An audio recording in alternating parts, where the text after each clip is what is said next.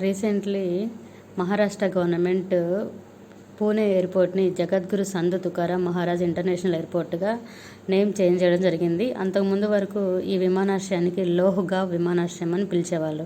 ఇది చాలా state exams and central ఎగ్జామ్స్లో మనకి చాలా ఇంపార్టెంట్. అండ్ ఆల్సో జగద్గురు సంత్ తుకారాం ఎవరు ఏంటని తెలుసుకోవాలి, బికాస్ ఎందుకంటే ఈ నేమ్ పెట్టారు కాబట్టి.